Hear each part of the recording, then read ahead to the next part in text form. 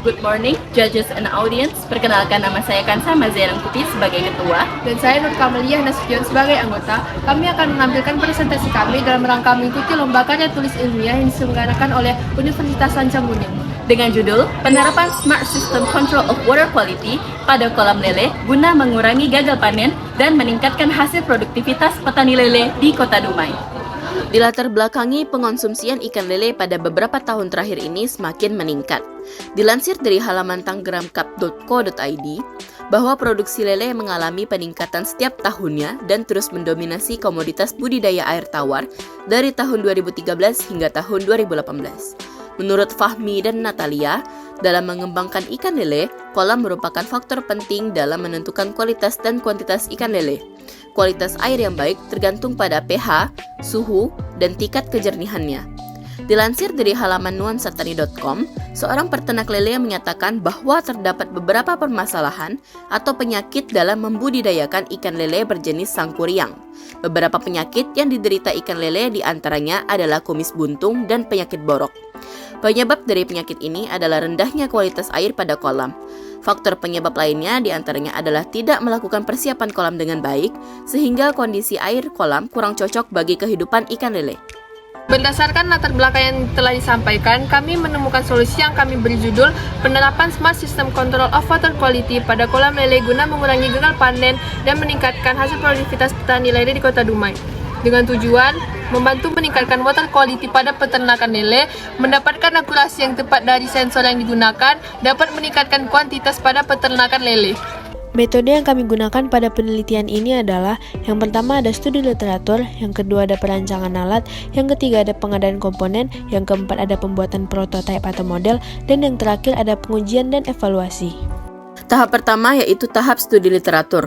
Kami mulai mencari dampak perubahan pH air pada ikan lele dan melakukan analisis masalah serta menentukan kondisi yang baik pada kolam lele.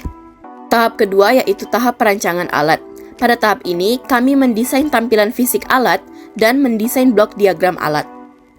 Adapun komponen-komponen yang kami gunakan untuk membuat prototipe, yang pertama elektroda E201pH berfungsi sebagai sensor untuk mengukur pH air, yang kedua node MCU yang berfungsi sebagai otak dari alat, yang ketiga modul pH 4502C yang berfungsi sebagai penghubung antara sensor pH dengan node MCU, yang terakhir mini water pump yang berfungsi sebagai pemompa air pada kolam lele.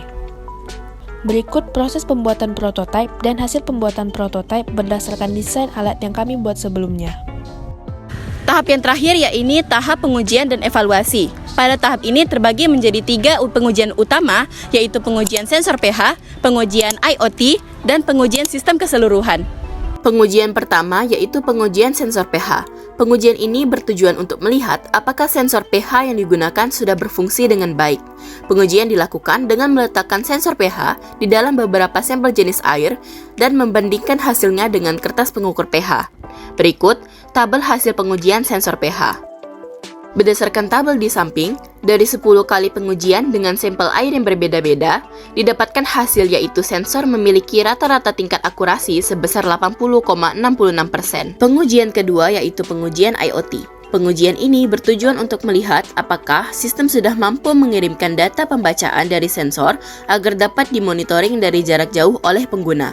Pada pengujian kali ini, data diatur dan dikirim setiap selang 15 detik sekali. Data yang dikirim berupa nilai pH air. Berikut, tabel hasil pengujian IoT dan gambar monitoring dari device pengguna.